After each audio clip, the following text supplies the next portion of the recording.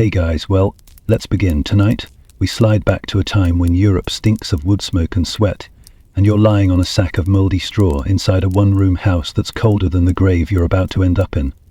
The floor is dirt. There's a rat under your blanket. Possibly two. Outside, someone's moaning.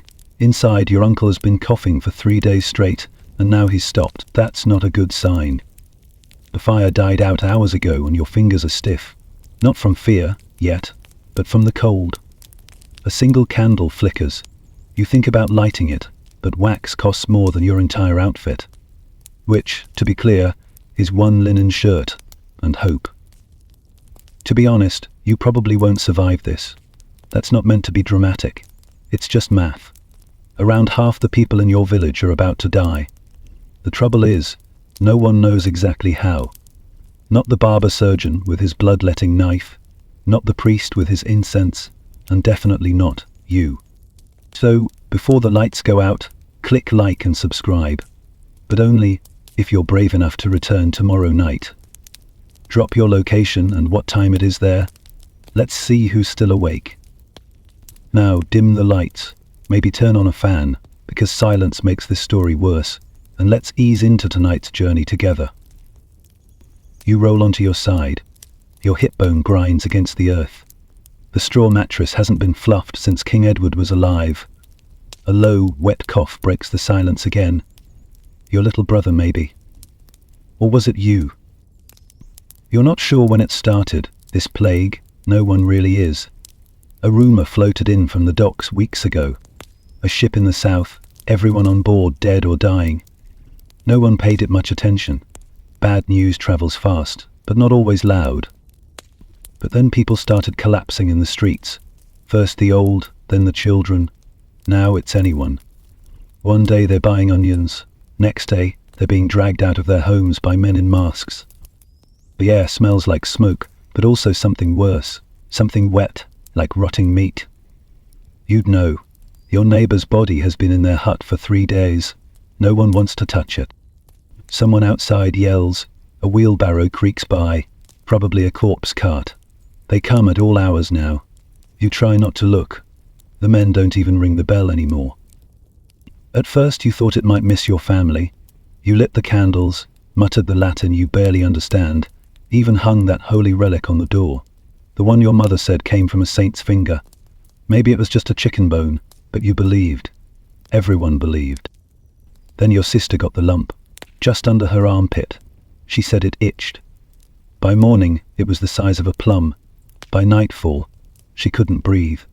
She died, clutching your hand, whispering nonsense about angels in the ceiling beams.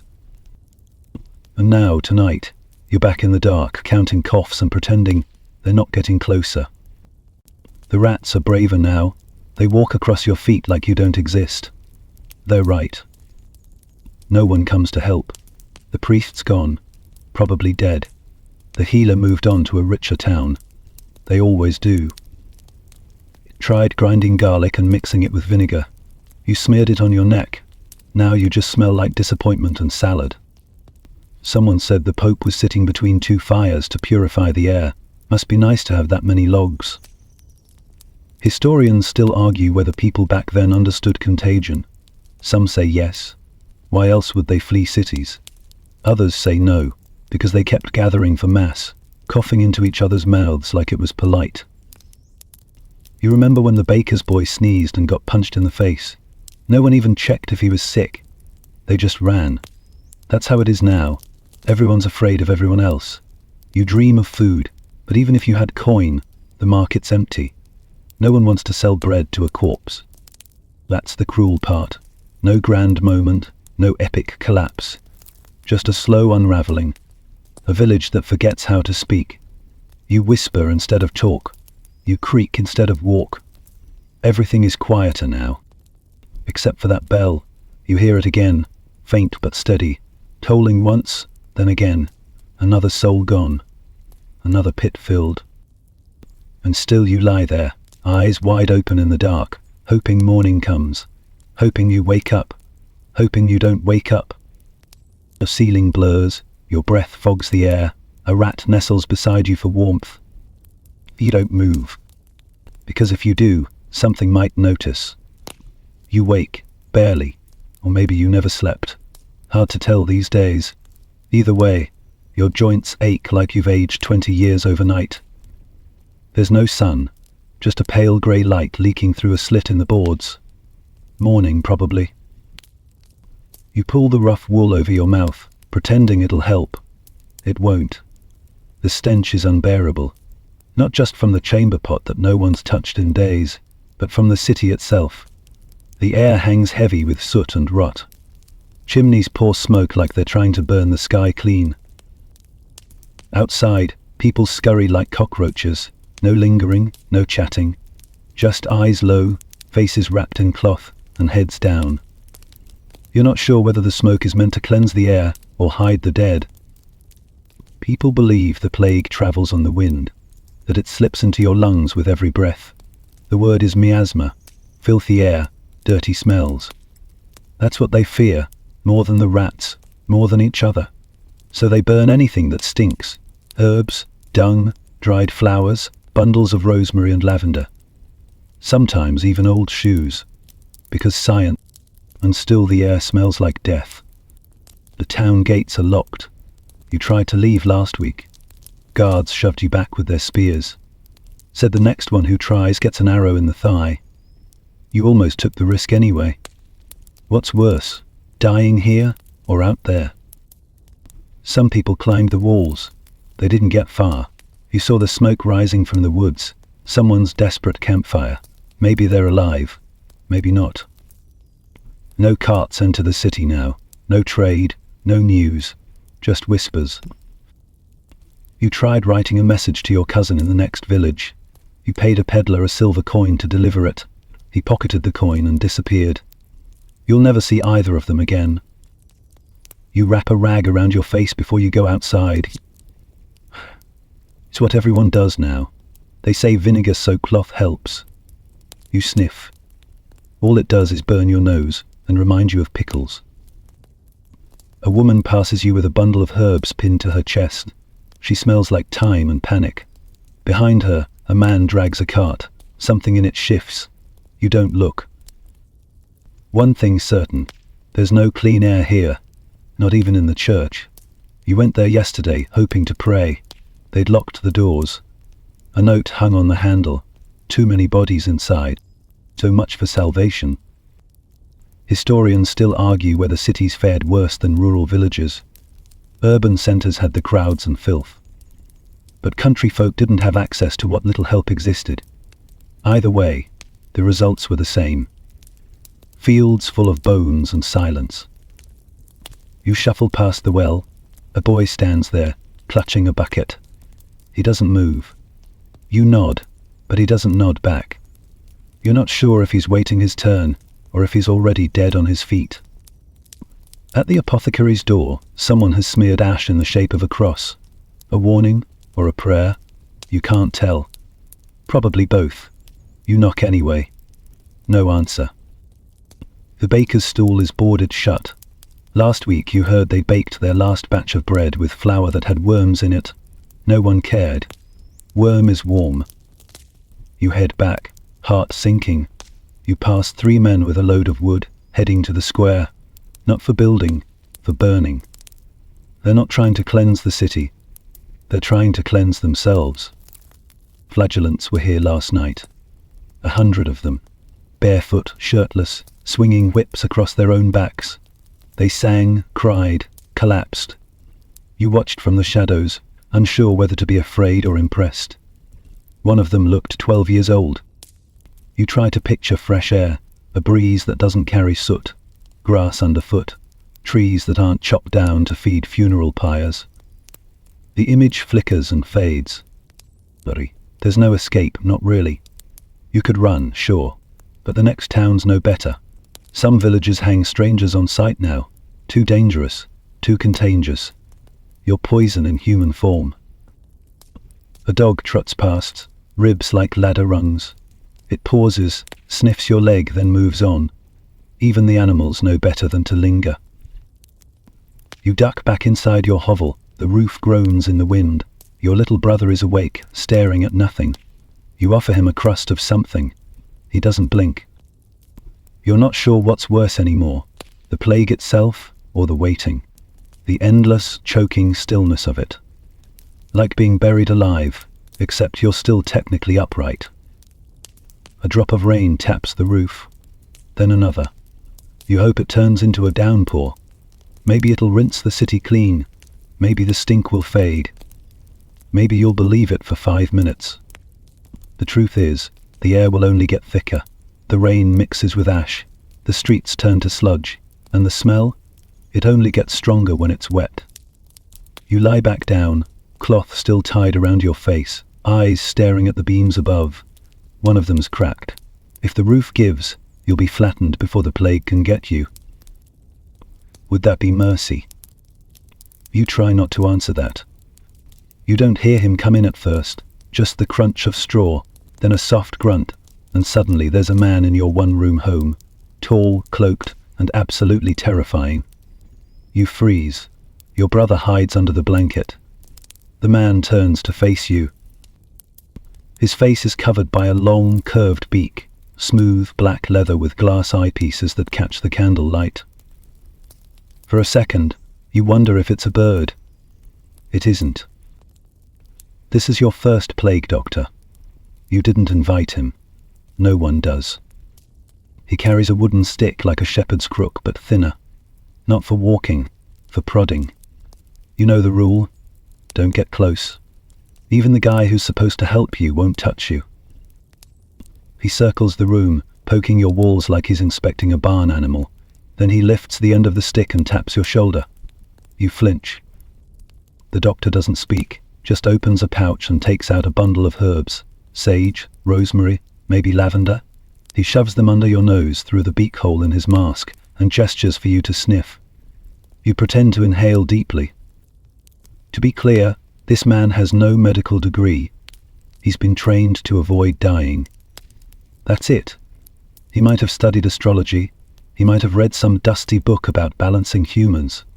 But mostly, he's here to look scary and hand out good smells. The costume's supposed to protect him. The waxed cloak, the gloves, the boots, all designed to keep out bad air, which everyone agrees is the main problem. That beak, stuffed with fragrant herbs, oranges, cloves, mint, even vinegar-soaked sponges. Imagine living in a world where your survival plan includes lemon zest in your nostrils. That's where you are now. Historians still argue whether these doctors were helpful or just creepy. Some say they recorded important cases and slowed the spread. Others argue they were glorified note-takers in cosplay. Either way, they didn't last long. Most ended up as patients themselves. The doctor scribbles something in a book. You lean over to read it. Can't. Latin. All you catch is your name and a symbol that might be a skull or a frowny face. He doesn't offer medicine, just a nod and a grunt before vanishing out the door. Thanks for stopping by. You sit back down. The herbs still burn in your nose. Your brother peeks out. Is he gone? You nod. He doesn't look relieved. It's hard to explain what treatment means these days. They might bleed you, slice open your skin to release the bad blood, or cover you in leeches, or make you swallow ground pearls mixed with wine, or maybe a paste made of crushed emeralds and powdered coral. Spoiler alert, it doesn't work. A week ago your neighbor tried something new, burnt pigeon feathers mixed with egg whites, smeared it all over her chest. Now she's just feathers and regret. One man swore by sitting between two fires while holding a dead toad in each hand. You asked him how that worked. He said it felt spiritual. He died 2 days later. Someone else mentioned wearing a dead man's shirt to absorb the sickness. That man also died, possibly from shame. You remember when things made sense, when sick meant rest, soup, maybe a blessing. Now it means choosing between garlic oil or tar, between prayer and powdered mummy. Yes, real mummies, ground up and eaten like a cursed spice. Fancy people imported it from Egypt. The rest of you stick to moldy bread and superstition. You touch your own armpit, just checking, nothing yet. You exhale slowly, pretending that's good news. Down the road, someone screams. You don't flinch anymore. It's background noise now, like crows or creaky doors. The world has become one long haunted house you can't escape from. You spot another doctor in the distance. He walks like a ghost, his beaked mask swaying side to side. Kids used to throw stones at them. Now they hide. It's not just the masks, it's what they represent. Hope, maybe, or the lack of it. Because when one shows up at your door, what he's really saying is, you're next. You think back to that day your cousin got sick. The doctor came, tied a cloth around his neck soaked in camphor oil and chicken grease, told him to lie still and sweat out the evil. He lasted 3 days. By the end, he was shaking so hard his teeth cracked. And the doctor never came back. Probably found another house, or another body. A quirky footnote. In some cities, doctors were required by law to visit patients, even during peak outbreaks. But since plague doctors were usually paid after the epidemic ended, you can guess how that worked out. Spoiler, it didn't. A dead doctor doesn't collect wages. So instead you get this one silent, strange, and gone before you can ask a question. You lie back down. The herbs still cling to your skin. Your brother asks, "Did he help us?" You think for a moment, then say, "He didn't hurt us." That's enough for today. The boards over your neighbor's door went up fast, no warning. Just the sharp crack of hammers in the early light, followed by silence. They say once the boards go up, no one comes out. Not alive, anyway. You press your ear to the wall, nothing but flies. Your village used to ring bells for the dead. Now, they hammer nails. It starts like this. Someone coughs. Then they stop showing up to the well. Then someone else starts coughing. After that, it's just wood, nails, and a bucket left outside. That bucket? It's not for food. It's for waste. That's if someone remembers to check on them. Usually they don't.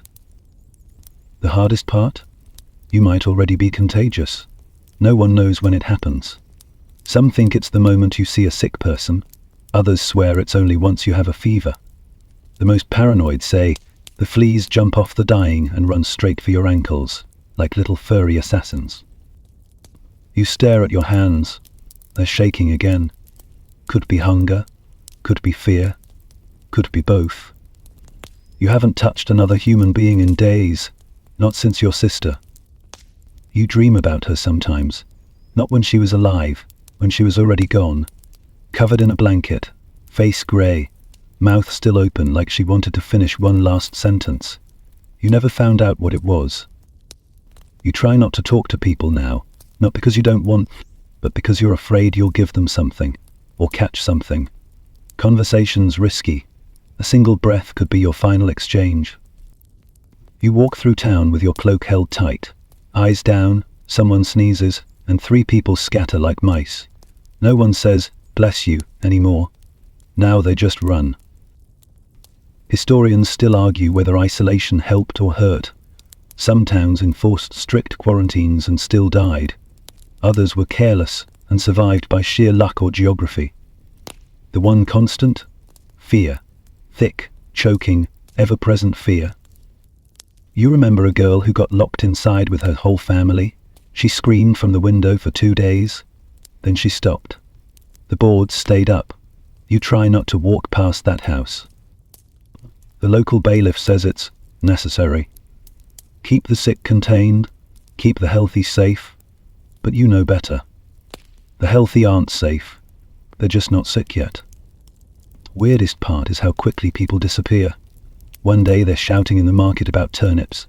Next, you're stepping around their body on the way to the butcher's stall. Speaking of which, the butcher? Gone. No one knows where.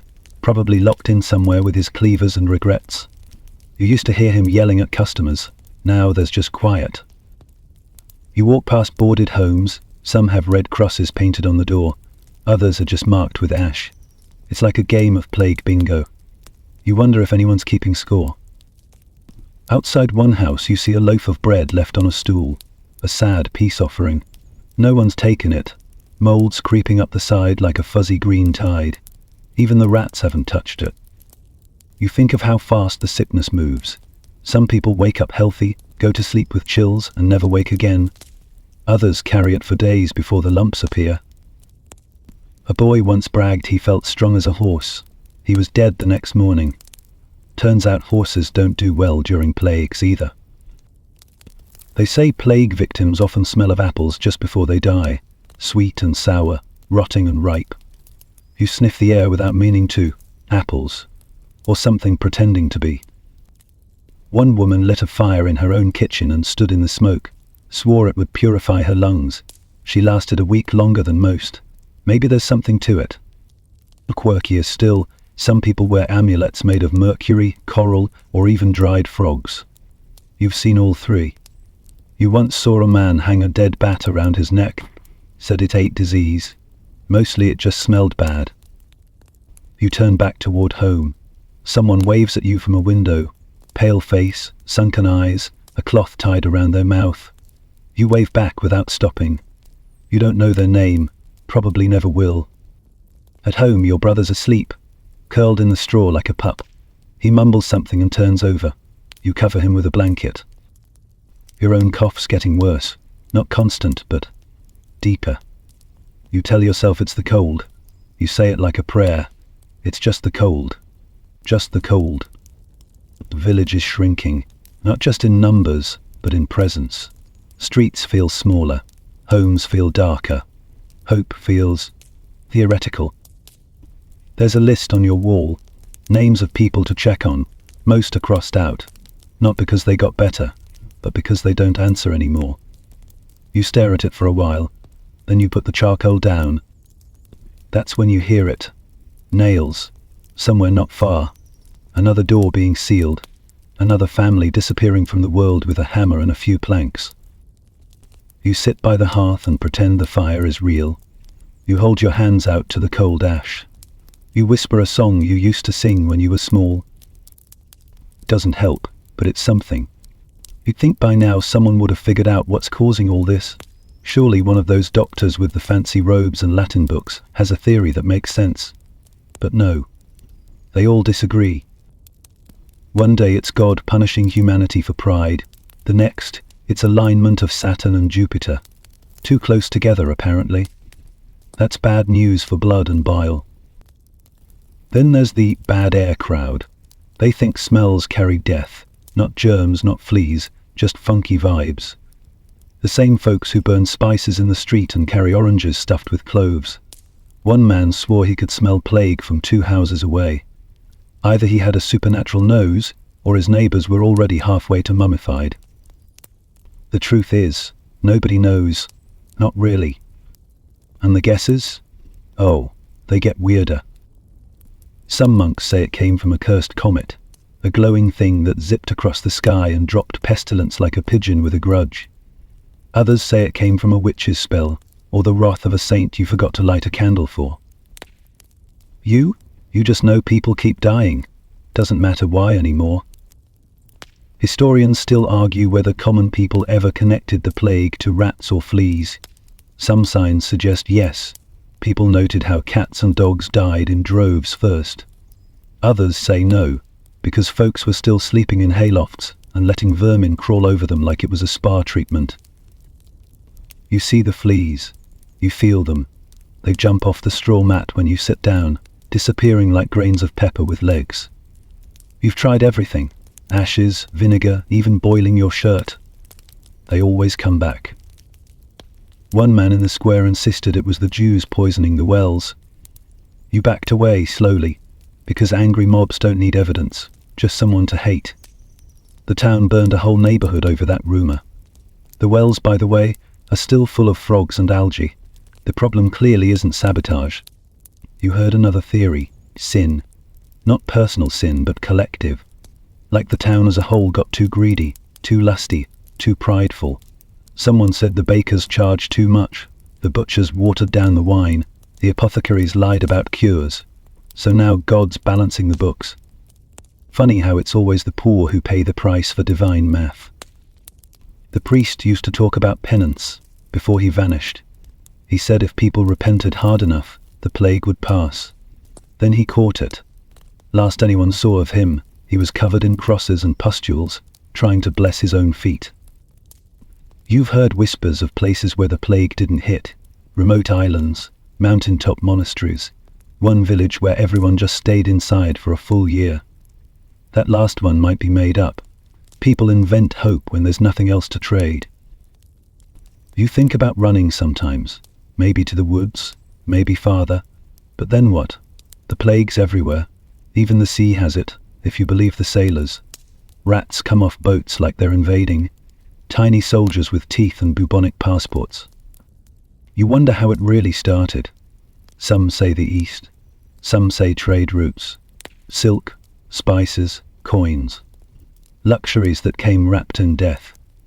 You picture a merchant ship, its sails full, its hold crawling with disease. It docks, unloads, and leaves behind more than cinnamon and stories. There's one theory you like, even if it sounds insane. Bad stars. A cosmic event poisoned the atmosphere. That's why the air smells sweet and sour at once. Why everyone's dreams are strange. Why dogs howl at nothing, and cats refuse to eat. You lie in bed and stare at the ceiling. You try to picture the stars, but the smoke from the hearth blocks everything. The sky's been grey for weeks. Your brother wakes up and asks if the plague is still out there. You nod. He asks why. You don't have an answer. You tell him to go back to sleep. He asks if he'll die. You lie. A man down the road built a tower out of bread loaves, said it would appease the hunger demons. The birds tore it down in 10 minutes. That same man was last seen eating dirt and smiling. You miss when fear had rules, when getting sick meant someone would bring soup and sit by your bed and wipe your forehead. Now, they bring a board and a nail, maybe a prayer shouted from 20 feet away. You scratch your arm, just a little itch, could be nothing, could be everything. The lump usually comes next. You try to remember what it felt like to live without guessing what every twinge meant, to walk outside without wrapping your face like a thief, to breathe deep and not panic. Even now there are charlatans, men selling cure stones or vials of blessed water. One tried to charge you 5 silver coins for a potion that smelt like boiled cabbage. You laughed. He didn't. Maybe he knew it was fake. Maybe he believed it. Either way, he's gone now. There's no logic anymore, just fear and fables. You close your eyes and listen to the walls. Still no cough. Maybe that's something. You hear drums before you see them, a low, steady thump, like a heartbeat echoing through the streets. Then come the voices, groaning, chanting, 100 feet scraping stone. You edge toward the alley, press yourself flat against the cold wall, and peek around the corner. They're back. The flagellants. Barefoot, hooded, shirtless, even in this bitter chill. Their backs are raw and bleeding, torn open by ropes and metal tips. Some carry crosses, others drag chains. They move in a line, like cattle on 2 legs. Their eyes roll skyward. Some cry, some sing. One man has written the word Pax on his chest, in charcoal. Peace. Your brother asked about them last time. You said they were holy men. Now you're not sure if they're holy, or just completely cracked. They march through the market square, past the empty stalls and overturned carts. Each time they swing the whips over their own backs, a fresh red lash blooms. You flinch, just watching. The sound is soft, wet, rhythmic, pitiful. You remember the first time you saw them. It was almost inspiring. Here were men taking the burden of your sin, your disease, onto themselves. But now it's just theatre. Bleeding, groaning, public theatre. Historians still argue whether the flagellants helped calm people or stirred up hysteria. Some say they encouraged communal penance and solidarity. Others say they incited fear, chaos, and sometimes violence. You're leaning toward chaos. A child runs beside them, mimicking their steps. One of the men stops and blesses her with a bloody handprint to the forehead. Her mother screams and drags her away. They believe this is God's will, that the plague is a punishment, so they punish themselves. Walk from town to town, 40 days at a time, whipping the sin out of their own flesh. They refuse beds, refuse pay, refuse comfort. Just pain, pain and prayers. You wonder how long they'll last. They're not immune. They still breathe the same air, drink the same water, itch the same bites. You overheard a merchant say the church is getting nervous about them. Too many people following, too much noise, too little control. Not surprising. When organized religion gets upstaged by shirtless guys with ropes, someone's going to complain. Last week, a man in your village joined them. Said he needed to atone for unclean thoughts. He was 17. That tracks. His mother begged him not to go. He didn't even say goodbye. You stare at the group as they pass. A few have blood running down their legs. Their feet are cracked, some wrapped in rags. One man limps, his knee swollen like it's stuffed with rocks. He's still swinging the whip. Behind them, a few followers trail along, some with torches, others with relics. Tiny bones and glass, painted icons, wilted flowers. A woman throws coins on the ground. No one picks them up. You spot something odd. One flagellant is completely clean. No blood, no whip. Just walking, face calm. Maybe he's new. Or maybe he's leading them. Or maybe he's already dead inside. They chant something in Latin. You don't understand the words, but the tone is clear. Sorrow, fear, desperate hope. One line repeats again and again. Miserere nobi. Have mercy on us. You wonder if God's listening, if he's watching from above with a shrug, or covering his ears. The group reaches the chapel steps. They drop to their knees and begin to pray. Loud, agonized, trembling prayers. You glance at the broken church windows. No priest inside, no choir, just echoes and dust. The smell of blood and sweat drifts your way. It's not as strong as plague air, but close. Your brother appears beside you, barefoot and silent. What are they doing? You hesitate, trying to make it stop. He watches, wide-eyed. Is it working? A man in the group suddenly collapses, just falls sideways and doesn't move. Two others lift him by the arms, keep marching. No one checks his pulse. You nudge your brother away. Not really, you whisper. As the group moves on, the square goes quiet again. Just a few rats scurrying across the cobblestones. One stops to sniff at a drop of blood, then keeps moving. Even they're bored. The villagers emerge slowly, peeking from shutters and behind doors.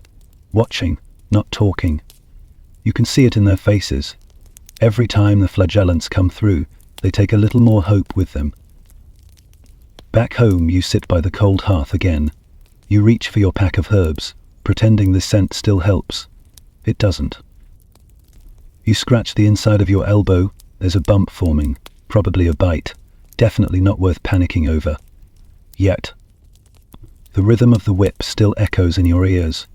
You think about what it would take to join them. The fasting, the walking, the blood, the absolute surrender. You decide you're not that devout, or maybe not that desperate. You lie down and close your eyes. The chant plays in your mind. Have mercy on us. You repeat it once under your breath, just in case someone's still listening. You wake to the sound of your own stomach growling, loud, aggressive, almost sarcastic, like it's reminding you, hey, remember food? That used to be fun. It's been 2 days since you had a full meal. A crust of rye bread and a sliver of onion do not count, no matter how much you try to dress it up in your imagination. You picture roasted meat, butter, even a boiled egg, but all you have is a bowl of hard lentils and whatever that crumbly thing is in the corner. Possibly a rock. You chew it anyway. Hunger lowers your standards. The baker's stall has been closed for over a week. Word is, his whole family went belly up in 2 days flat. Some say it was the bread. Others say the rats got to the flour. Someone else said his youngest child was seen licking the soot off the chimney stone. That's how rumors work now. 1 second you're known as the baker, next second you're that guy whose bread killed 5 people. And if that wasn't bad enough, now the mold is turning on you. Ergot. You've heard the word whispered, mostly by people with shaking hands and twitching eyes. It's a fungus that grows on damp rye, especially in grain sacks left too long in damp basements. Which, let's be honest, is all the grain sacks now. You tried a bite of old bread yesterday. Just one bite. 5 minutes later, you were convinced your shadow was moving without you. These hallucinations, screaming fits, fits of laughter, convulsions. People think they're possessed. Some are just hungry and poisoned at the same time. One poor soul thought he saw angels dancing on the roof. Turned out it was a cat stuck in the chimney. Historians still argue whether widespread ergot poisoning played a major role in the plague years or just popped up randomly during famines. The symptoms match: burning skin, spasms, paranoia. You've seen it firsthand. There was that girl in the next alley who stripped off her dress and tried to swim in a puddle, kept shouting something about boiling frogs. Her mother tied her to a beam with rope. Not sure if she ever came back to herself. And here's the real kicker. If the plague doesn't kill you, starvation might. Farms are abandoned. Crops rot in the fields. No one wants to reap a harvest next to a corpse pile. Milk spoils. Grain molds. Salt is too expensive to preserve anything. And you're too scared to visit the next town over for supplies, because they might stone you just for looking sick. You've tried eating wild grains, but they're mostly bitter and make your mouth go numb. Once, you caught a pigeon. You felt proud, until you realized its insides were crawling. You gave it to the cat. The cat didn't eat it either. That was unsettling. So now food is either spoiled, cursed, or imaginary. You poke at the lentils. They poke back. Your brother tried to chew tree bark yesterday. He said it was spicy. You hope that's not a symptom. Someone said dried nettle tea helps with fever. Someone else said nettles cause fever. You're past the point of caring. The apothecary is charging triple now for dried roots and burnt honey. He says they balance the humours. You think he's just taking advantage of a desperate market. Either way, you can't afford it. You heard of one village where they ate clay mixed with flour. It filled their bellies, but also their graves. There's a reason we're not supposed to eat dirt. There's an old man who still walks through the square with a basket of mystery pies. You've seen what goes into them. Let's just say, don't ask, don't tell, and chew fast. A dog snarls at you as you pass an alley. It's guarding something. You think it might be a human leg. You decide not to investigate. You turn back home with a knot in your stomach, not from hunger anymore, but from dread. You'd give anything for a warm bowl of stew, even just a crust with butter. But those things feel mythical now, like dragons or politicians who don't run away during plagues. You remember when food was part of life, not a guessing game, when bread smelled warm, when soup didn't taste like candle wax. You pause in front of the house where the miller lived. The windows are open. No one answers when you knock. Inside, bags of flour are stacked high. You step inside quietly. It smells musty, but not deadly. You tear open a sack and dip your hand in. The flour clings to your fingers, cool and soft. You feel like a thief and a savior at once. You fill your satchel. You leave a coin on the table. Not that money means anything anymore, but it makes you feel human. Back at home, you mix the flour with water and salt and cook it on a flat stone. It's barely edible. It's perfect. Your brother devours his share in seconds. Then he just stares at the ceiling, smiling like he's eaten a feast. You don't tell him it might be bad flour, or that the smell is slightly off. You just sit in silence and chew. For now, it's enough. You feel the bite before you see it. A tiny sting, low on your ankle, just above where your bootlaces used to be. You look down, expecting a splinter, maybe a thorn. But there's nothing. Nothing visible anyway. Just a red spot, a pinprick. You rub it, mutter something too soft to be a prayer, and try to forget it. Good luck with that. Because, now that you've noticed it, you can't stop noticing. The itch grows, the area around it swells a little, and your mind, helpful as ever, starts to spiral. Fleas. You've seen them. You know they jump. You know they bite. You know they ride in on rats, hide in your bedding, burrow into seams, and wait for bare skin. What you don't know is whether this one was loaded with something worse than a rash. This is the plague's dirty little delivery system. The flea. Not demons, not clouds, not cursed soup or Jupiter's bad attitude. Just a speck-sized insect with filthy feet and a needle-sharp mouth. Historians agree now, this is how it spread. Fleas from black rats carried Yersinia pestis, the bacterium that sparks all this nightmare fuel. But back in your time, no one's blaming fleas. No one's even looking for them. They're too small to inspire a good panic. You walk back home with one pant leg rolled up, staring at the spot like it might confess. Nothing yet. Just red. Just warm. You tell yourself you've had bites before, that this one's no different. You lie to yourself like it's your job. A neighbor runs past you in the opposite direction, doesn't even look up. She's clutching something, maybe herbs, maybe her child. Her footsteps slap the cobblestone like a warning bell. You limp slightly, not because it hurts, but because you want to remember where the pain started, in case it spreads. You get home and go full paranoia. You pull off your clothes and shake them out like they're on fire. You check every seam, every crease. You hold your shirt to the candlelight and squint. Nothing. Or maybe everything. Your brother watches you from the straw mat. Did you find it? You don't answer. You boil water, which takes forever over this sputtering flame, and dab your ankle with a cloth. It hurts. That feels encouraging for some reason. You've convinced yourself that pain equals survival. In another part of town you hear shouting, the kind of shouting that ends with a door being nailed shut. You breathe slowly, try to still your thoughts. You remember what the swellings looked like.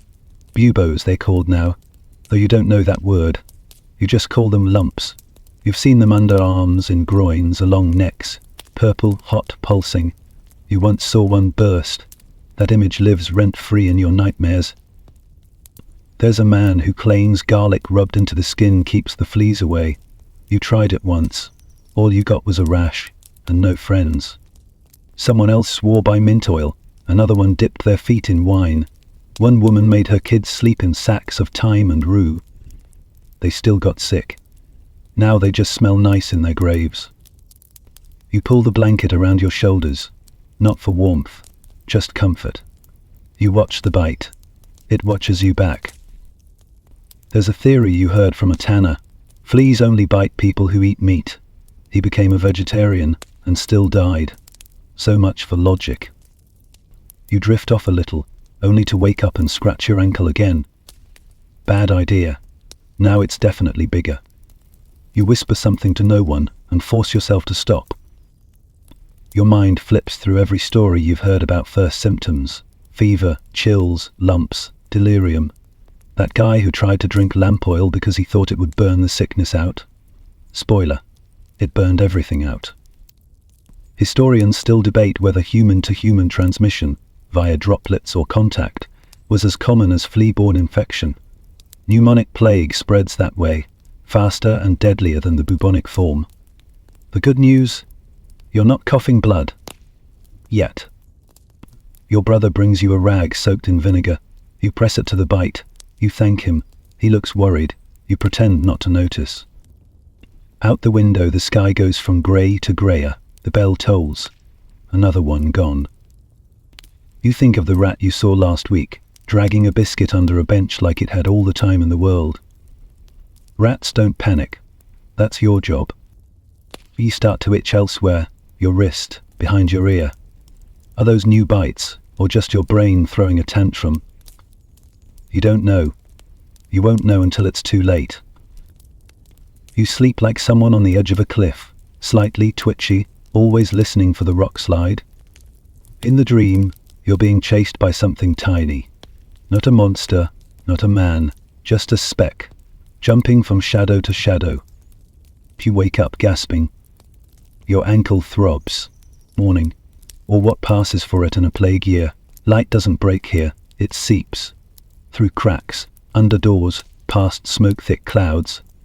You open your eyes to the same brown-grey nothing you closed them to. Your breath fogs in the air, your ankle still hurts. You lift the blanket slowly. The bite is still there. A little darker now, a little angrier. It's red, warm, and feels like it's humming. You touch it, just to check. Bad idea. The pain spikes, sharp and sudden, and you yank your hand back like you touched a coal. You lie there for a long minute, just breathing. This is how it starts. You don't say that out loud. Saying it gives it shape, gives it permission. Instead, you sit up, force yourself to act like it's nothing, and stand. Your head spins, another bad sign. Your brother watches you. He doesn't say anything. He doesn't have to. There's no more pretending. You need help, real help, or at least a place to fall apart where someone might bring you water. So when you hear the cart outside, you do the unthinkable. You opened your door. It's not the corpse cart today, it's worse. It's the sick house crew. A group of men in aprons stained with things no apron should ever know. One of them is ringing a bell softly. Not the bell for the dead. That's louder, angrier. This is the sick bell. The one that tells your neighbors, don't come near. We're collecting the soon-to-be dead. You step out and wave weakly. The man with the bell looks up, takes one glance at you and nods. No words, just a gesture. He's seen enough. You don't bring anything with you. What would you pack anyway? Your lucky spoon, a coin, that piece of garlic someone told you to keep under your pillow? No one hugs you goodbye. No one claps your back and says, you've got this. Your brother watches from the doorway, hands at his sides, eyes hollow. You mouth the word sorry. He doesn't blink. They load you into the cart. It's not designed for comfort. There's a pile of straw and two other people already inside. One is a boy, coughing into a blanket. The other is a woman who doesn't move at all, just stares upward, like she's waiting for the stars to return. The cart rolls forward, through the city, past shuttered homes, burnt herbs, scrawled prayers on the walls. You try not to cough, you really do, but the chill gets in your chest and you can't help it. A short, wet bark. The boy next to you winces. You recognize someone on the street, a butcher's apprentice maybe. He sees you and looks away, pretends he's interested in a wall. The sick house looms at the end of the lane. It's a squat building, older than your grandfather's memory. Once a granary, now a waiting room for death. They open the doors. The smell hits first, thick, warm, wrong, like old milk and boiled flesh. You gag and swallow it down. The woman next to you vomits. Inside, it's worse.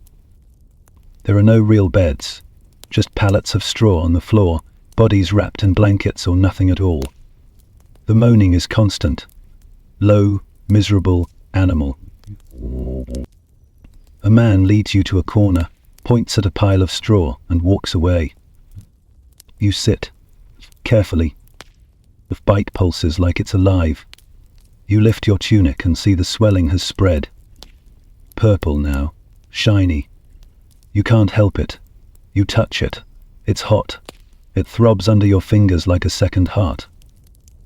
A healer walks past.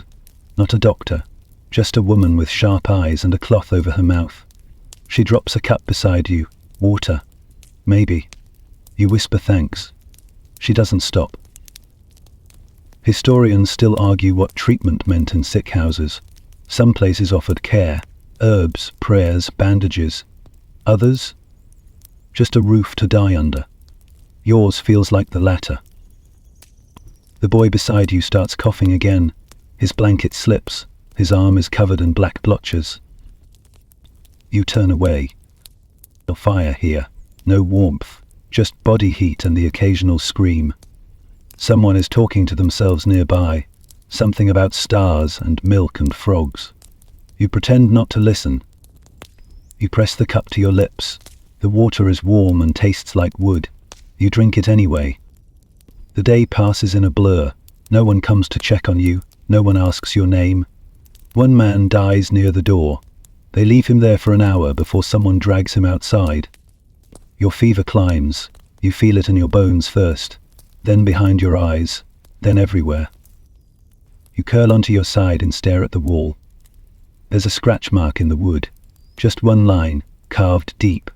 A mark of someone who fought, or just someone trying to hold on to something. You press your hand to your chest and feel your heartbeat thud against your ribs. You're not gone yet. That's something. You don't know what time it is. There's no bell in the sick house, no window to track the light, just the soft chorus of breathing, coughing, whispering, and the occasional thump of someone collapsing onto the floor. Or worse. Not collapsing, just sliding. You lie there, eyes half open, lips dry, ankle throbbing like someone lit a candle beneath your skin. You've stopped checking it. Looking makes it worse. The swelling's not going down. The color keeps spreading. Purple, black, shiny. Bupoes. The word tastes wrong, even if you've never heard it said out loud. Someone calls out for their mother. It's a grown man's voice. Doesn't matter. Everyone here wants a mother, a miracle, or a mistake. The room smells like sour rags and boiled cabbage. Except no one's boiling anything. Across the room someone dies. You know because the moaning stops. Then someone says, "That's one," in the flattest voice imaginable. Not sad, not cruel, just counting. The helpers, if you can call them that, don't rush.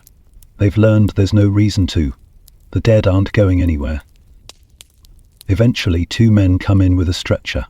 They're wrapped head to toe in oilcloth, faces hidden under layers of linen soaked in vinegar. You wonder what's worse, the disease or the constant vinegar breath. They lift the body gently. That's something. You thought they'd drag him like a sack of oats, but no. They wrap him in a sheet and lift him out. The door slams shut behind them. You imagine where he's going. The pit. You've seen it. Everyone has. Not a graveyard, not anymore. Those filled up weeks ago. Now it's a trench. Long, wide, deep, dug with panic and calloused hands, filled daily, sometimes hourly, lined with lime, if there's any left. If not, just dirt and prayers. They say in some places they launched bodies over the walls with catapults, a quick solution to overflowing plague pits. Historians still argue whether that actually happened, or if it's just the kind of story people like to repeat when the truth feels too ordinary. Either way, you don't put it past anyone. Desperation does strange things. You imagine the sound a body makes, flying through the air. You imagine it landing. You close your eyes. Outside the sick house, another bell tolls. This one's for the dead. The helpers come back, empty stretcher dragging like a shadow. No words, no glances, just on to the next. You hear someone mutter that there's no more lime, that they'll have to double tongue at the next row. You're not sure what that means, but it sounds bad. Or you think about your mother. You buried her before the plague got bad. A proper grave with a marker and flowers. It was raining that day, and someone said it was lucky to bury someone in the rain. You'd take that kind of luck again. You sit up slowly. The fever makes your head swim. You sip water from a bowl someone placed by your feet. It tastes like ashes. The boy next to you is asleep, or close enough. You try not to breathe too loud, in case he's trying to pretend he's already somewhere else. A scream pierces the dark, one of those sharp, sudden sounds that rises and drops like a kettle boiling over. No one moves, no one responds. Screams are just punctuation here. A woman nearby mumbles something over and over. Don't let them put me in the pit. Don't let them put me in the pit. She's tied a ribbon around her wrist. Maybe she thinks it'll mark her as alive, even when she isn't. You stare at the ceiling. The beams are low. One of them has a long crack down the middle. You wonder how many people stared at that same crack before they died. You can't help but imagine the trench again, the smell, the flies, the weight of dirt settling on your chest one shovelful at a time. Some say it's worse at night, that the dead don't stay still, that they twitch, that the plague keeps the nerves firing just long enough to make it confusing. Others say that's nonsense, just gases, just stories. But then there's the one tale, the one that keeps floating around. The buried man who came back. They say he woke up under a blanket of soil and clawed his way out, screaming, clawing, eyes wild, covered in scratches. He lived 2 more days, long enough to warn people, don't bury me too soon. You press your palm to your chest. Your heartbeat is faint but steady, for now. You decide that if the time comes, you'll say something. Make eye contact. Scream if you have to. Anything to stay out of that trench until you're good and dead. The room gets colder. You pull the blanket higher. Your thoughts scatter, melt, reform. A fever dream starts to rise. You see yourself flying, arms out, soaring above the pits, above the houses, above the plague. Below you, people cry, burn herbs, light candles. You just float on. And then you fall, straight down, into a field of open mouths and white eyes. You wake up gasping. Your ankle burns. You don't smell great. That's not an insult. It's just reality. And honestly, it's not like anyone else does either. The sick house is a symphony of bad smells, but even you notice it now. You lift your arm. Yep, definitely a problem. The thing is, bathing isn't just difficult, it's risky. People say water opens your pores, and that's where the bad air gets in. A warm bath? Might as well hang a sign on your body that says, vacancy for the plague. So most folks have given up washing entirely, you included. You'd be embarrassed if embarrassment hadn't already died in a ditch somewhere last month. The laundry you slept in yesterday is the laundry you're dying in today. Linen once white, now a soft brown grey. There's a patch near your collar that crunches when you move. You don't ask what it is. You've tried to mask the smell. Everyone does. A little rosemary if you can steal it. A burnt orange rind. Or that one perfume someone made from rose water and ashes. It worked. For 10 minutes. Then the plague smell crept back in. Your mouth is part of the problem too. You run your tongue over your teeth and they feel furry. You spit into the corner of the mat. What comes out is the colour of old soup. Your brother once said you smelled like regret. You laughed, then you cried. And it's not just you. Lice are everywhere. You feel them move. In your hair, under your sleeves, in places you'd rather not discuss. You scratch constantly, like a bad habit. Historians note that lice were a plague of their own during this period. No soap, no combs, and people sleeping 5 to a room, sharing blankets and misery. They weren't just nuisances, they were vehicles. Some say they carried diseases of their own, like trench fever or typhus. But hey, at least you'll be diverse in your suffering. You look around the room. No one here is clean. One woman hasn't changed clothes in 2 weeks. Another man wipes his nose on the same sleeve so many times it's gone stiff. The helpers wear cloth masks and gloves, but you've seen them scratch their heads under the linen. No one's immune, not even the clean ones. You once heard a wealthy merchant tried bathing in wine. His skin turned purple, and the fleas just got drunk. You remember when baths were a thing? Communal, sure, but at least warm. A big tub, steam rising, someone humming nearby, maybe even soap if you were lucky. Not anymore. Now tubs are coffin-shaped, and soap is a joke. There's a rumour that the Pope doesn't bathe at all, claims holiness keeps him clean. You've smelled a priest before. Holiness is not an adequate deodorant. Someone nearby cracks a joke. We're too dirty for the plague to recognise us. It gets a weak laugh. You wonder if it's true. Maybe the fleas are as disgusted as you are.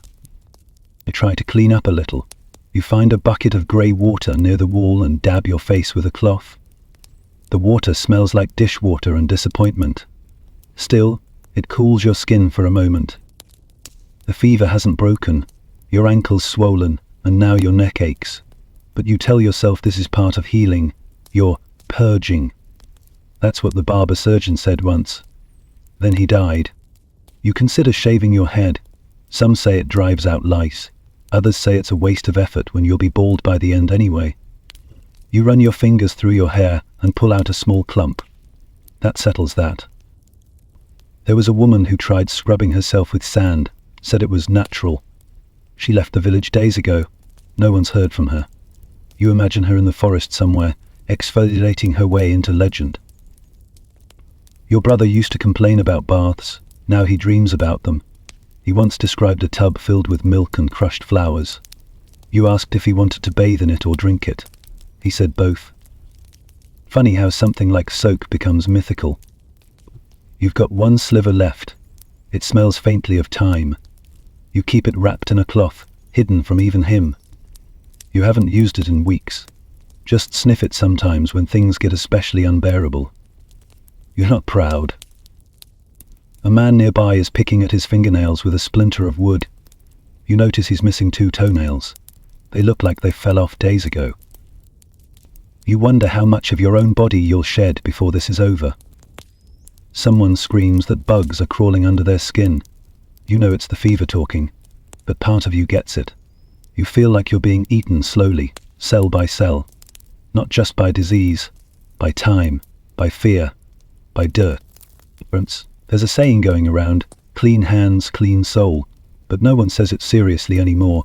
It's more of a punchline. There's no dignity left in this. You gave that up around the 3rd time you soiled yourself in your sleep and no one cared. Not even you.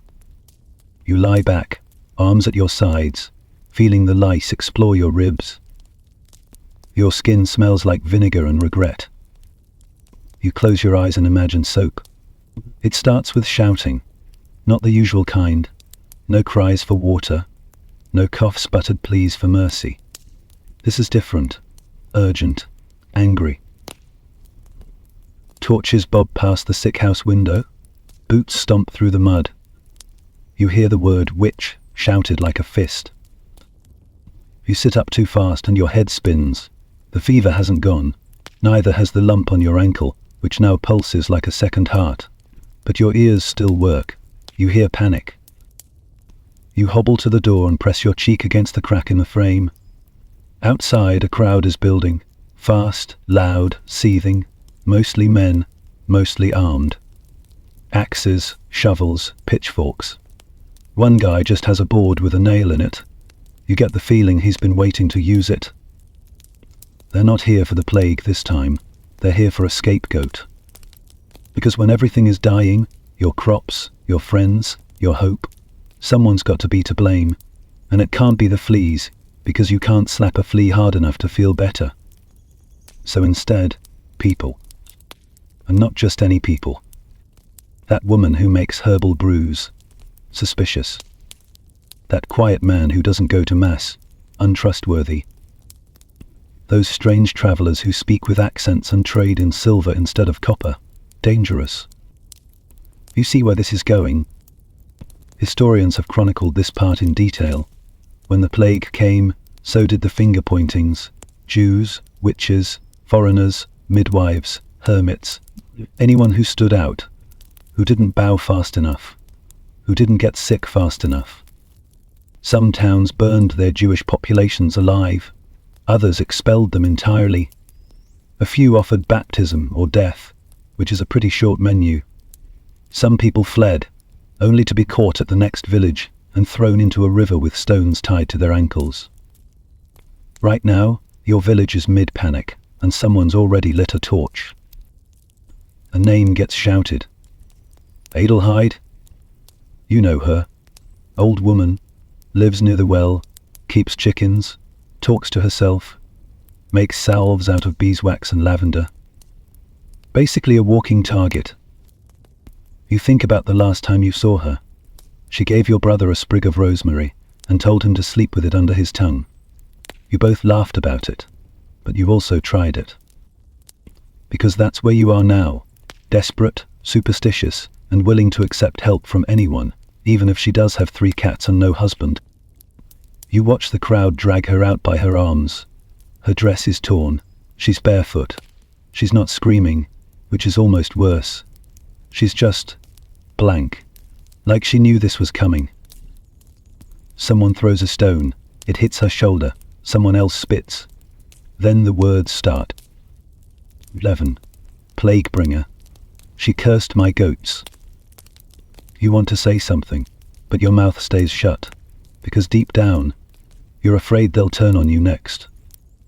Fear moves fast, and logic is always the first casualty. You hear another name, Isaac, the moneylender. Also Jewish, also unpopular. He's been locked in his home for weeks. Someone shouts that he poisoned the well. Which well? Doesn't matter. Just the well. The crowd changes direction like a flock of angry birds. Your heart stutters. This isn't about healing anymore. It's about rage, with nowhere to land. The strange thing? Even the sick join in. You see a man with a bandaged arm raising a torch. Another limping along shouting curses. Like if they scream loud enough, the disease will leave them alone. You step back from the door. You don't want to be seen watching. That's how guilt works now. Whoever watches is probably in on it. There's a bang on the sick house wall. Someone outside is carving something into it. A cross, maybe, or a warning. Inside, no one speaks. The other patients stare at the floor, at the wall, at nothing. The boy with blotches over his arms is weeping quietly. You lie back down. You feel your skin buzzing, not just with fever. This is something else, a kind of pressure, like the world is shrinking. You close your eyes and try to remember something clean, something quiet. Your grandmother's voice, your mother braiding your hair, your brother laughing about soap. But outside, you hear a woman scream. Gunfire crackling. They're burning something. Someone. They say the smell of burning hair never leaves you. You cover your nose. You don't want to know if that's true. The chapel bells used to bring comfort. You'd hear them on feast days, weddings, even funerals. Back when funerals still meant flowers, song, and something carved in stone. Now the bells ring for death, every hour, sometimes every few minutes. They've turned into a background hum, like your own heartbeat, if your heartbeat came from a tower and sounded like grief. This morning they ring 10 times. You don't count them on purpose. It just happens. You lie there in the sick house, staring at the rafters, listening like the sky itself is tolling names you'll never know. Your fever's worse. You can feel it behind your eyes now, turning your thoughts to smoke. The lump on your ankle has spread upward. The skin's bruised and glossy. Your joints ache so badly you wonder if you were dropped from a great height in your sleep. You can barely sit up. You do it anyway, because you're out of prayers. Literally. The priest never came back. You remember him standing at the altar weeks ago, still smiling, still offering blessings to the handful of frightened, masked faces. Then he vanished. Some say he ran to another town. Some say he locked himself in the tower. Others say they found his body in the rectory, curled around his last candle. You crawled to the church yesterday, no strength to stand. You needed something.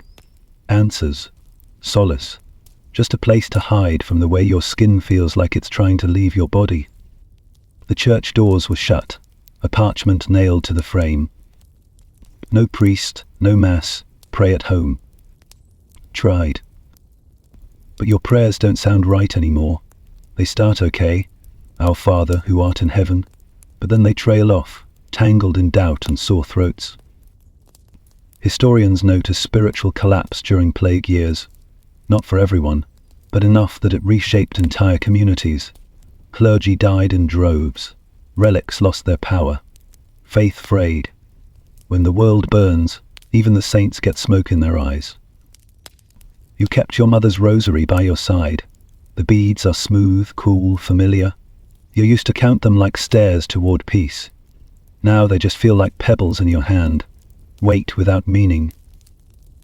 You hear someone nearby whispering to a crucifix. The words are half prayers, half bargains. Take me, not my daughter. If I wake up, I'll never sin again. Please, just let it stop. You understand all of it. There's a girl here who clutches a scrap of bone wrapped in silk. She says it's a relic from Saint Roche, patron of plague victims. She holds it to her forehead every hour. She hasn't eaten in 2 days, but she still believes. Another woman keeps chanting psalms until her voice gives out. She wakes up hoarse and starts over. You don't know whether to envy her or fear for her. Someone in town started claiming they could hear God, not in dreams, out loud. He walks the streets shouting messages from the Almighty. You saw him last week, standing on a barrel, eyes rolled back, arms lifted to the rain. This is the price of pride, he screamed. This is the boiling of the nations. You've seen him boil too, his skin blistering from fever, his hair falling out in clumps. He still preaches. You wonder if it's courage or madness, or if there's a difference anymore. There was a priest who refused to abandon his town. He marched into plague houses, gave last rites to every dying soul, and kissed their foreheads as they slipped away. He died in 4 days. They call him a saint now. You wonder if anyone remembers his name. Your hand shakes as you try to cross yourself. The motion is muscle memory, but your fingers feel like clay. There's no mass, no holy water, no incense. No one left to tell you you're forgiven. You think about your sins. Not many, not major. A lie or two, a stolen apple. You yelled at your brother once when he spilt the flour. You didn't mean to. But now, the plague makes everything feel heavier, like the weight of what you've done might pull you under faster. You whisper a confession into the blanket. No one hears. You still wear the charm your grandmother gave you, a tiny silver cross. She said it protected her through a famine once. You wonder if famine and plague are on the same protection plan. You touch it anyway. Some say this is all a test, that God is watching to see who keeps praying when no one's listening. Others say it's a punishment, that the world was too full of pride, greed, lust. You don't feel very sinful lying on your back, sweating and alone, watching another person die 3 feet away. Someone coughs blood into their sleeve. You hear them mutter, "God save me." Then again, softer. Then nothing. The bells ring again. You lose track of the count. You hear a laugh. Not from the street or the square or the fevered dreams of the sick house, but right next to you. A real laugh. Bright, sudden, and completely out of place. You turn your head slowly. It's the boy across from you, no older than 7 or 8, wrapped in a blanket too big for his frame. He's sitting on the floor, legs crossed, holding something in his hands. A doll. Not a proper one, not fabric or carved wood. This one's made of scraps. Its body is a roll of cloth stuffed with hay, its arms are sticks, and its head is a cork with a crudely drawn face and 2 black nails for eyes. He's drawn pustules on its cheeks with ash. I named her Poxy, he says, grinning. She's sick like us. You don't know whether to laugh or cry. The boy makes her dance, bouncing the doll on his knee. She says she doesn't want to die. She says she wants pie. He laughs again, the kind of laugh that carries just a little too much energy, the kind that's been bottled up for too long. You nod slowly. Pie sounds nice. Do you have a doll? He asks. He shakes your head. No. He looks around, picks up a bone from what might have been dinner, or a rat, and hands it to you. Now you do. And just like that, you're holding a femur-sized toy. Welcome to plague time parenting. Historians have long debated how children processed plague life. Some think they couldn't comprehend it and simply mimicked what they saw. Shovels, sickness, burial. Others believe kids adapted, turned trauma into play, and made games out of horror. A coping mechanism, a survival instinct. Or maybe just what happens when death becomes daily. You once saw a group of kids in the alley playing Funeral. One lay still in a crate while the others chanted and covered him with weeds. They all laughed when he jumped up and shouted, "You forgot the prayer." Then they switched roles. There are nursery rhymes starting to spread now. One goes, "Ring around the roses, a pocket full of posies, ashes, ashes. We all fall down." No one knows who wrote it, but everyone's humming it, even the sick. You wonder if these words will last, if centuries from now children will still sing about your disaster like it's a game. You hope not, but also maybe it's better that way. The boy scoots closer. He wraps Poxy in a napkin like a shroud and places her gently beside him. "She's going to sleep," he whispers. "She's tired." You want to ask where his family is, but you don't. You want to ask if he's scared, but you don't. Because in a way, this boy is doing better than most of the adults in here. He's figured out how to live with the monsters. He takes a sip from a wooden cup, wipes his mouth on his sleeve, then looks at you. "I used to have a dog. He was afraid of rain. He'd crawl under the table and fart." You cough hard, and that cough becomes a laugh. Your ribs hurt, but it's worth it. The boy beams like he just cured you. There is something powerful about this raw, absurd resilience. Not the kind sung in stories, but the quiet, scraped-together kind. A child making a doll from coffin scraps, naming her after a disease, playing like it's still safe. Outside, more bells, more bodies. But here, the boy makes Poxy wave to you. She says you look like a boiled turnip, he giggles. He nods solemnly. She's not wrong. Your brother used to joke like this before he stopped speaking. He built a fort out of logs and claimed it was rat-proof. You both knew it wasn't, but you pretended anyway. There's a kind of healing in pretending. Across the room, another child coughs. She's older, maybe 12, curled beside her mother. Her face is pale and dotted with sores, but she's stroking the woman's hair gently, humming something soft. A lullaby, maybe, or a prayer she only half remembers. You feel something stir in your chest. Not hope exactly, but something close. A girl you met last week claimed she could see ghosts walking through the sick house at night. Said they just pass by the beds, checking to see who's ready. You asked her if she was afraid. "No," she said. "One of them kissed my forehead. It was cold, but kind." You didn't sleep much that night. But now, as you watch the boy tuck Poxy under his chin and fall asleep on the straw, something eases in your throat. There's still warmth here, still scraps of it. In a world full of filth and fire and fumbling priests, children are somehow still finding ways to laugh, to play, to dream. You lie back down. Your skin aches, your fever's worse, but your grip on the makeshift doll bone is firm. She has no face, no name, but in your palm she feels almost like comfort. You whisper something to her you'd never say aloud. "Don't let me go yet." Sleep doesn't feel like sleep anymore.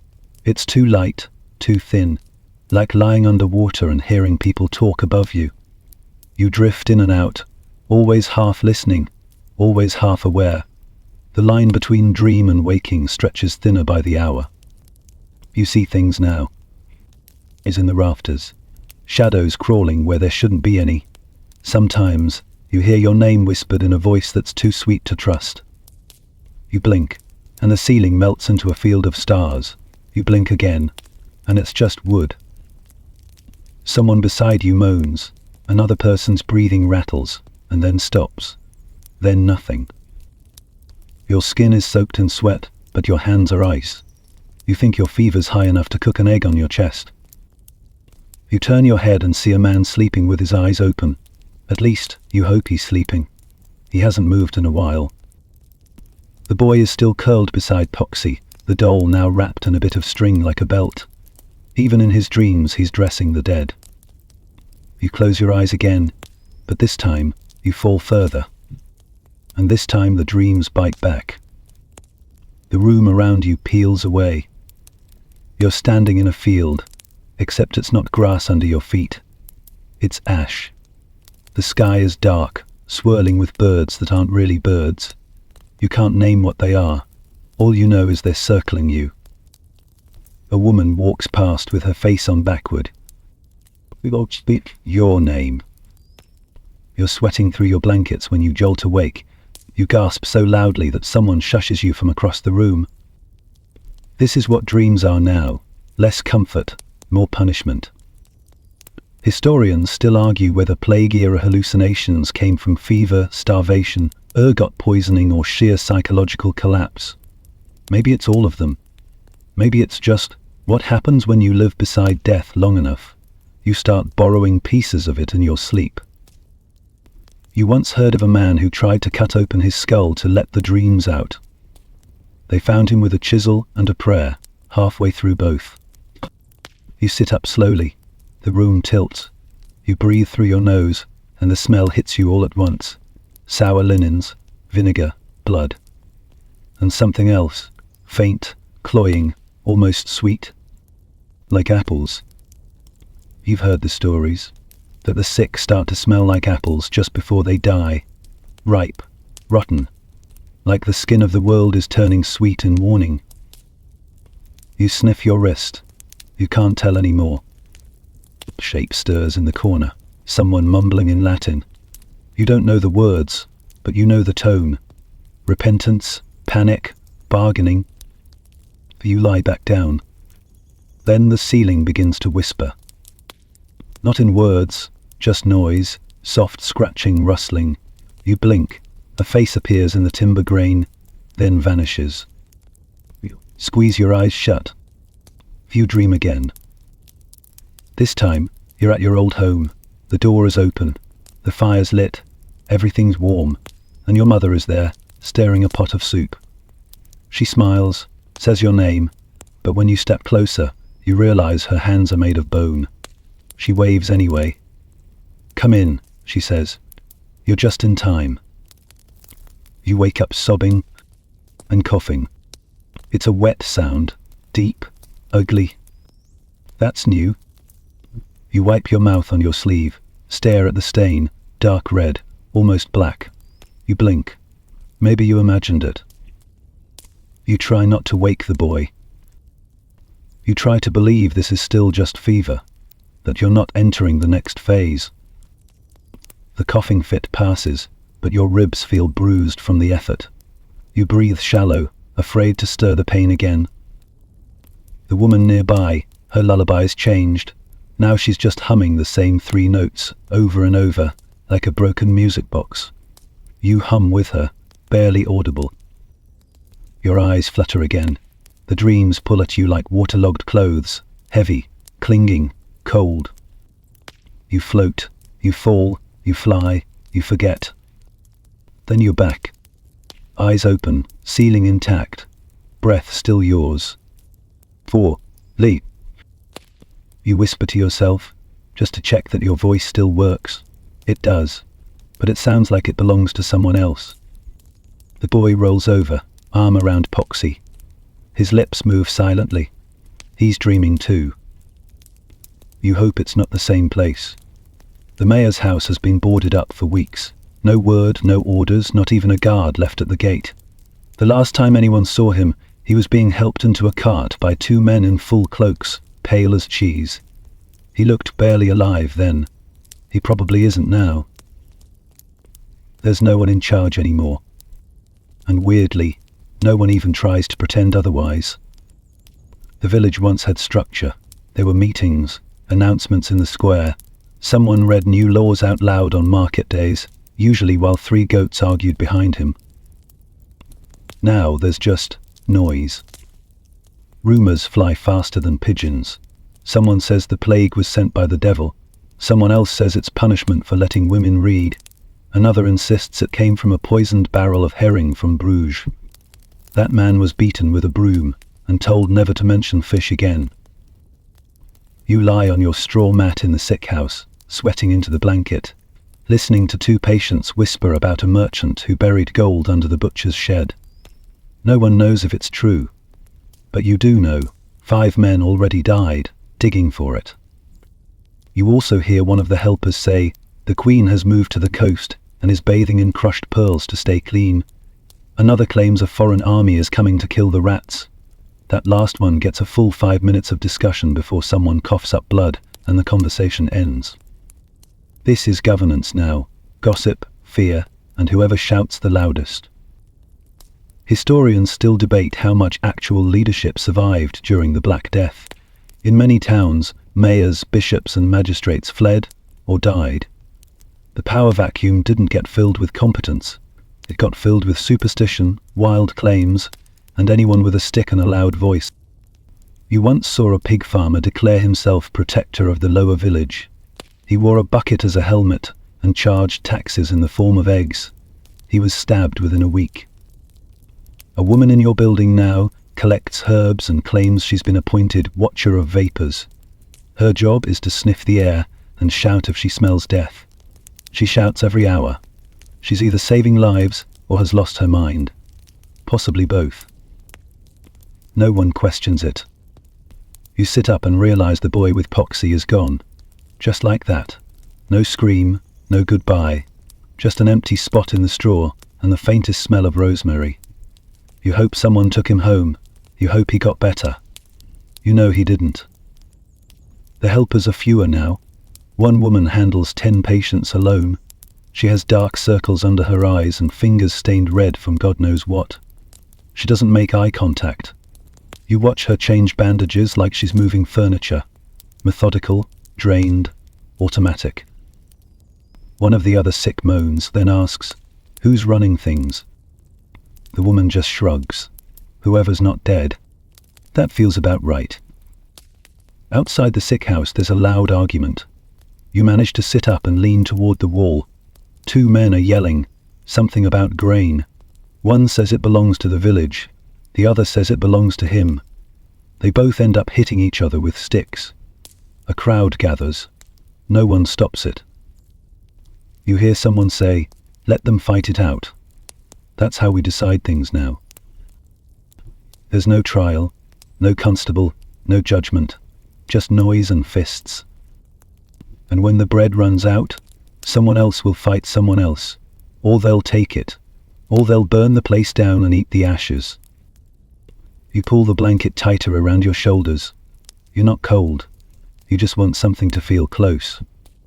You think of your home, not the building, but the feeling. Knowing someone was in charge. That someone, somewhere, had a plan. Even a bad one. Now there are no plans, only reactions. Each hour is its own emergency. The word mayor means nothing now. Same with king, bishop, judge. Titles with no teeth. You saw a man claiming to be a royal messenger get chased out of town by a mob armed with turnips. No one believed him. And even if they had, what could a king do against a rat? The only authority people listen to now is fear. Fear says stay inside. Fear says don't breathe too deep. Fear says don't trust your neighbor. And people listen. Do you remember when decisions were made in the open, when bad news came with someone to deliver it? Now it arrives in silence, in symptoms, in shadows. You reach for the bowl of water near your bed. It's gone stale. There's a film over the top. You drink it anyway. The fever has made your standards flexible. You wonder if you'll wake tomorrow and find someone standing at the door, finally saying, "It's over. You can come out now." You'd weep just to hear a voice with certainty. But that voice isn't coming. Because no one's in charge anymore. Just pain, ash, and the long, slow wait for whatever comes next. There's a coin in your pocket. You don't remember putting it there. You don't even remember having it. But when you shift in your bedding and your hand brushes something cold, you fish it out and stare. Silver. Smudged, dirty, slightly bent at the edge. The face on it, maybe a king, maybe a saint, has been rubbed smooth by years of hands that are now bones. You hold it up. Let it catch what little light filters through the slats in the wall. Then you laugh, because it's useless. No one wants coins anymore. Not in here, not in town, not in the market, if it even exists today. Money used to mean bread, soap, firewood. Now it means suspicion. Trade carries risk. Risk means death. And no one wants death in their purse. You tuck the coin back into your pocket like it's a joke only you understand. Historians have written about this part too. How currency collapsed in plague years. How trade stopped cold. How entire economies withered faster than crops. The problem wasn't just the dying. It was the fear of touching anything touched by the dying. And guess what coins are?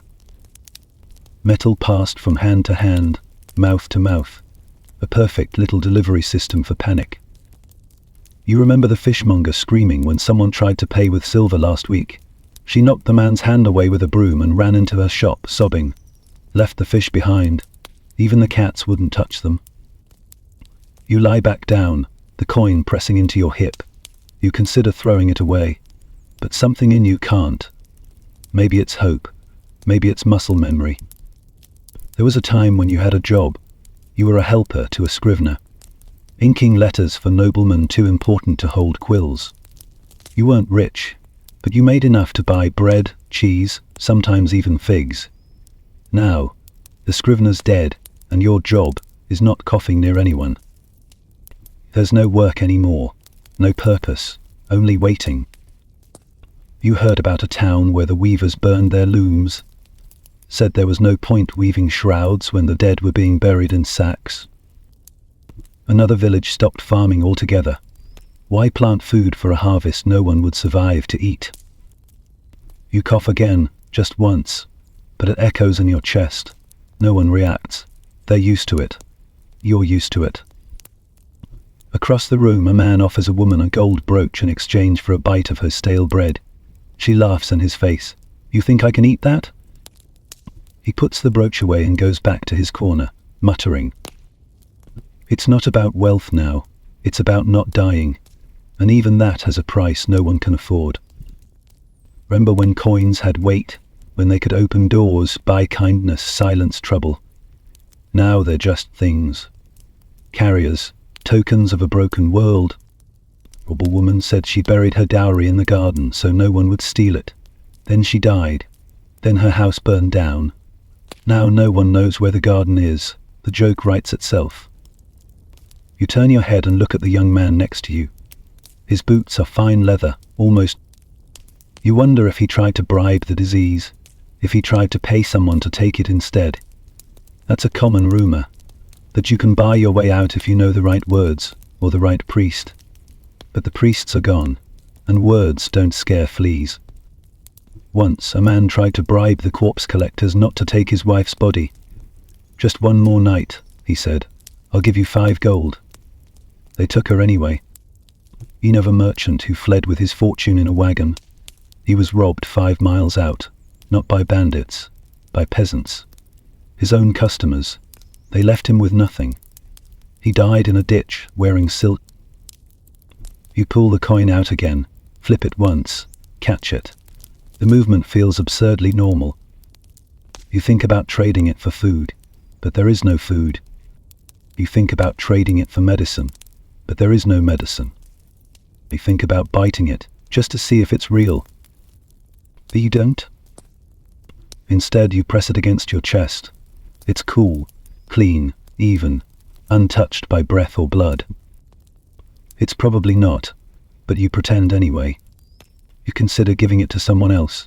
The woman who sang last night, the boy who dreamed of rain, the helper with the hollow eyes. But what would it say?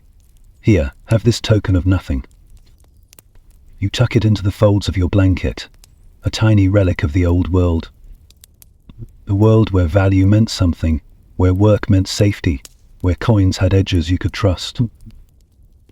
Now, the only job you have is staying still, staying quiet, staying alive. And even that feels like work you're not qualified for. The silence is suspicious. Not the usual kind, the heavy, stinking hush of the sick house, full of dying breaths and unspoken goodbyes. No, this is different. There's no coughing, no moaning, no bells, no footsteps on the street. You sit up slowly, every joint stiff as dried clay. Your head swims, but your ears are sharp. Nothing. Helpers are gone, the others in the room, still. Some asleep maybe, some not. You force yourself to stand. The straw crinkles beneath your feet. You wobble to the door, open it just enough to peek through. Outside, the sky is pale, washed out like old linen. The air feels strange. Lighter, somehow. Clean, almost. And the streets? You step out slowly, blankets still draped over your shoulders. Your legs protest, but they obey. A dog trots by in the distance. No barking, just that same dead-eyed gait you've seen on too many faces. Where is everyone? You pass boarded houses, some with the red cross faded nearly to pink. Others with doors wide open, chairs tipped over, silence crouched in every corner. You're not sure whether to be afraid or relieved. Did they all die? Or worse, did they leave? You walk to the market square. It's dust and wind now. A broken stall squeaks in the breeze. There's a single cart tipped on its side, wheels still spinning from some ghost of motion. You're alone. You thought this was what you wanted, a sign the plague had passed. But this isn't peace. This is absence, the kind that settles in your chest and tightens like a belt. You cough, just once. The sound bounces off stone like a question no one answers. And then you see it. A woman in the distance, standing by the well. Her clothes hang like curtains on her frame, and her hair is wild, streaked with ash and white. You call out. She looks up. Then she runs. You don't follow. That's the thing about plague survivors. Everyone's afraid of everyone. Even now. Maybe especially now. You sit on the edge of a step and let the breeze hit your face. It feels good. Too good. Suspiciously good. You think back to something the priest said once. Suffering purifies the soul. You wonder if he'd still say that with blood in his lungs and no one left to hear his sermons. Your fever is lower today. The pain in your ankle has dulled to a throb.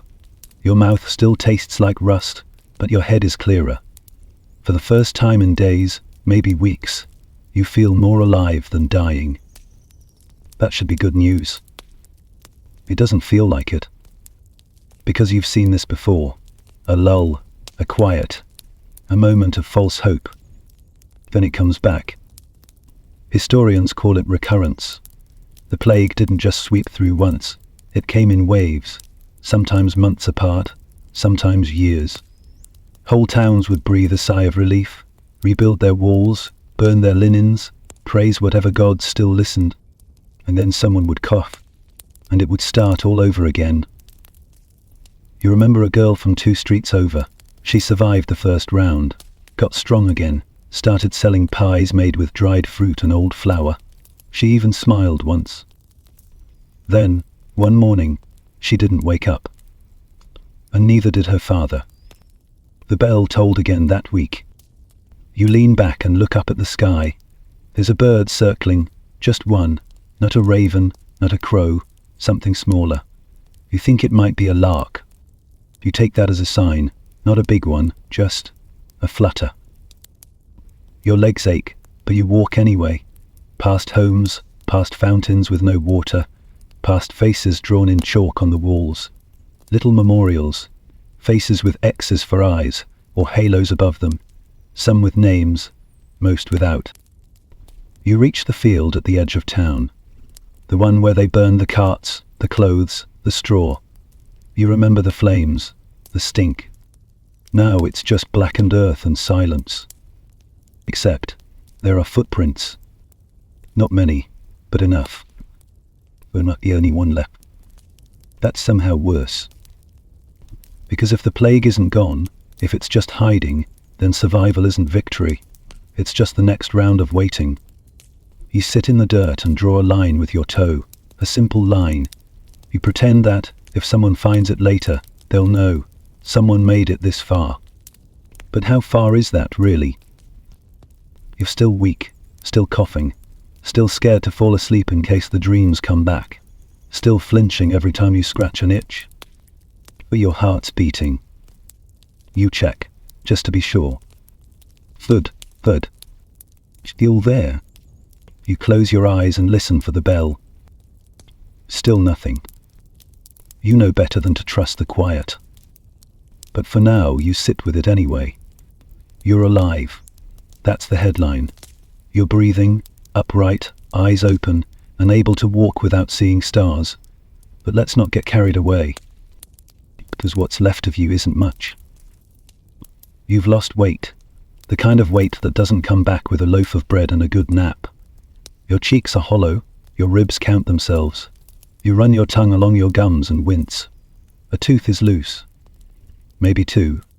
You bend over to tie your boot, if that floppy thing can still be called a boot, and your knees crack like a bag of old walnuts. You straighten up slowly, because if you move too fast you get the spins. The room shifts, your vision goes grainy, like the edge of sleep, or death. Your body has become a haunted house. You live inside it, but you don't trust it. The fever's gone, mostly. The buboes have shrunk. What's left is a sickly bruise and a scar that puckers when you move. You've survived. But nothing feels like survival.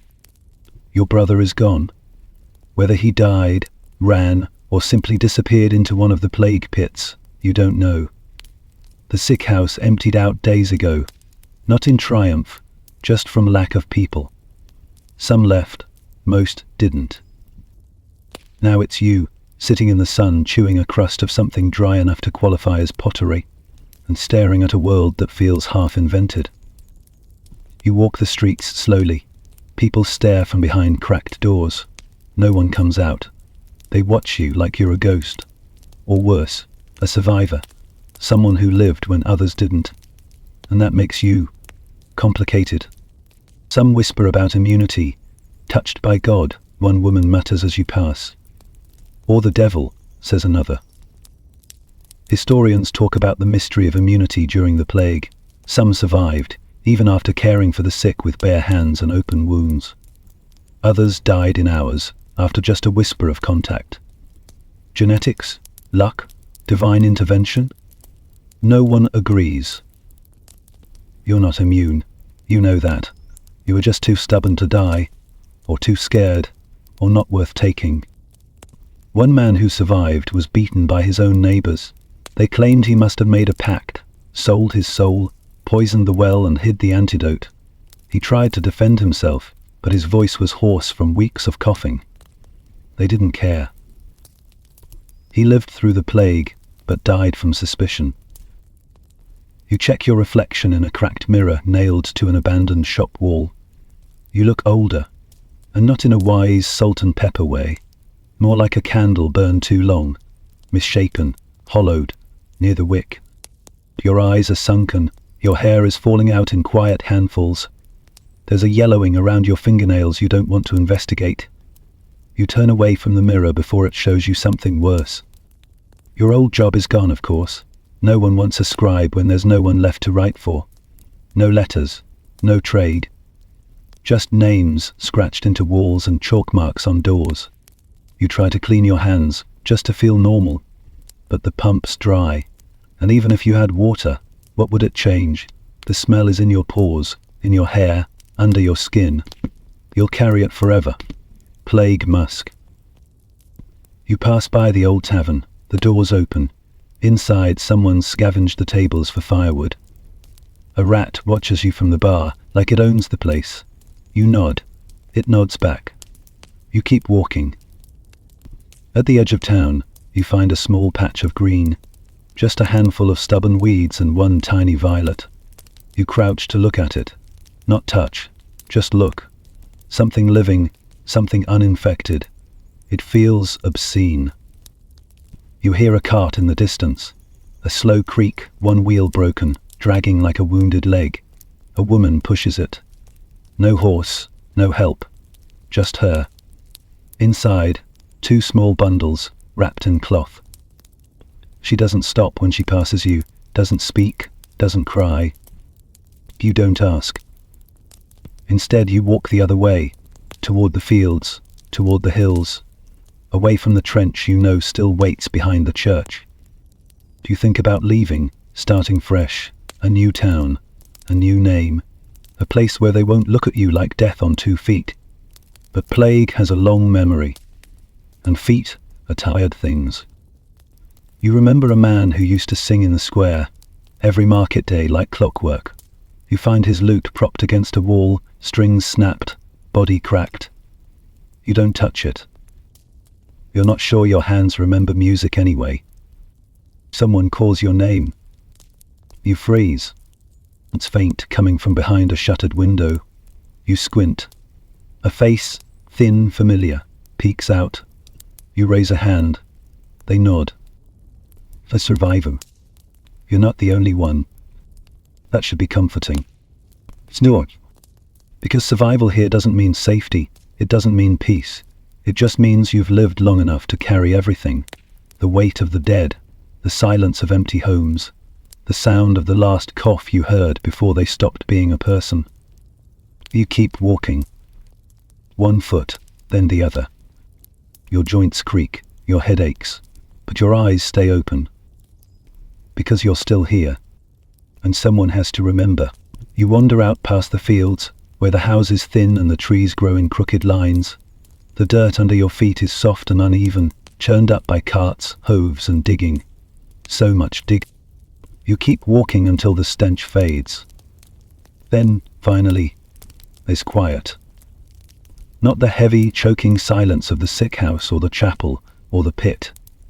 This is different. Still, yes, but open. Breezy, almost clean. You find yourself at the edge of the burial ground, not the official one, that filled up long ago, but the overflow field, where they started stacking bodies like firewood. No markers, no prayers, just trenches filled and covered and forgotten. Except they're not forgotten, because you're standing on them now. It should feel haunted, but it doesn't. It feels hollow. Like walking through a story after the last page. He said, grass here is just starting to grow back. Brave little shoots forcing their way through the soil, as if to say, we're not finished. Bird song filters through the trees. Not many birds, just 1 or 2. A weak chirp, a whistle, the kind of sound that would have gone unnoticed before, but now rings like a cathedral bell. You lean back on your hands and stare at the sky. No smoke. No flies. Just clouds. They drift slowly, without urgency, like they know there's nothing left to rush toward. You feel, not peace exactly, but not panic either. For the first time in what feels like years, your body isn't bracing for the next sound, the next scream, the next cough. It's just you, sitting, breathing, alive.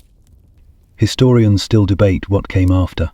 Some say survivors went mad with freedom, drank, danced, stole from the dead. Others say they became cautious, devout, paranoid. That the trauma reshaped entire cultures, that nothing was ever the same. You believe all of it. You remember a time when you were part of something, a town, a street, a family. Now you're just a single dot, floating through the aftermath. You scratch your arm absent-mindedly. Not a bite, just a memory of one. You reach into your satchel and pull out the coin, the same useless silver that once meant warmth, safety, worth. You toss it into the grass. It makes no sound, just disappears into green. You close your eyes. Behind your lids, the world is quieter still. No chanting, no carps, no bells. You hear your own breath, steady, soft, imperfect. You hear wind passing through leaves. Something stirs in your chest, a feeling like mourning and relief, tangled together. The feeling of making it, even when you didn't want to. You think of your brother, of Poxy the doll, of the woman with ash in her hair, the boy who thought rosemary was armor. You don't know who made it. You don't know who didn't. All you know is, you're still here. The quiet settles deeper now. Lie back in the grass. The clouds drift. The breeze carries no warnings. You don't need prayers, not anymore. You made it to the other side of a nightmare. And now, you rest. The air softens as the sun lowers behind the trees. The breeze grows gentler, like fingers brushing the edge of a candle flame. You lie still, not from weakness, but because stillness finally feels like a choice. The field around you breathes again, not loudly, not urgently, just enough to remind you that life keeps going, even when no one's watching. Your body, for all its aches and scars, has carried you here. The pain is still there, of course. The memory of every cough, every loss, every long, slow night. But now, the memories move slower, like leaves in water. You can observe them without being pulled under. There's no need to think about what comes next, no rebuilding, no explanations. Just this, the feel of earth beneath you, the weight of the sky above, the rhythm of breath as it rises, then falls. The quiet, you notice smaller things. The hum of insects somewhere behind you, the way the grass bends just so, the stretch in your fingers when you open your hand. You let your eyes close again. Nothing hunts you here. Nothing waits in the dark. Just the soft hush of a world that, against the odds, kept spinning. So if your muscles want to relax, let them. If your mind wants to go quiet, allow it. There's nothing to run from anymore. Not tonight. You're safe. You're still. And you've earned this silence. The story ends here. Close your eyes. Drift deep. Sweet dreams.